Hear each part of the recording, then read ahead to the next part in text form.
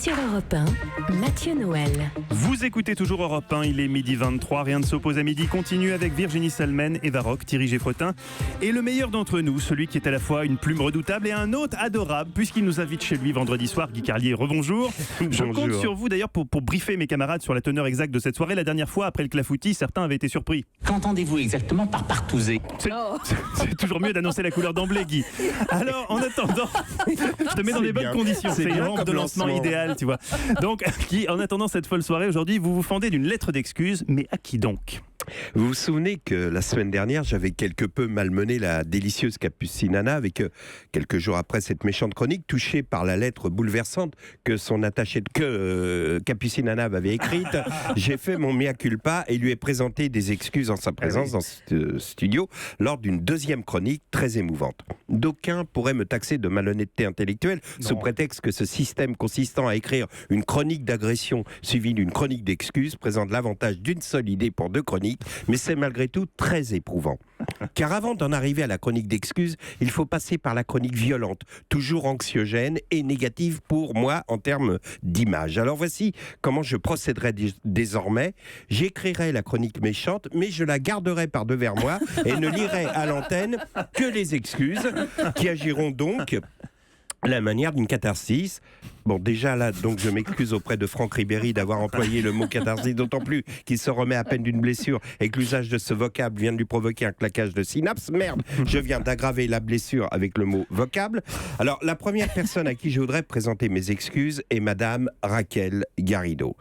À ce prénom Raquel, on pense immédiatement à Raquel Welch qui provoqua nos premiers émois adolescents. Mais qu'importe, wesh Raquel. Oui, tout ça pour ça. D'accord.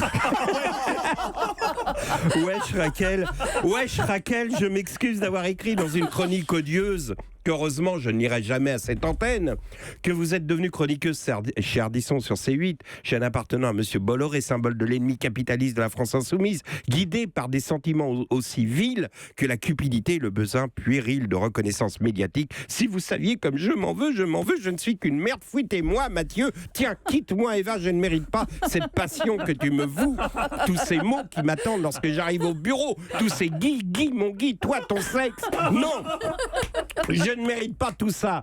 Alors que Raquel est une femme insoumise, insoumise jusqu'au bout. Car en réalité, Raquel est une femme intègre qui pousse le sacrifice idéologique jusqu'à s'offrir en otage au capitalisme le plus débridé pour montrer à quel point il est méprisable. Et Dieu sait que ça lui coûte. Vous croyez que ça lui fait plaisir de remettre en banque le chèque mensuel de 12 000 boules signé par le mondialiste débridé Bolloré ?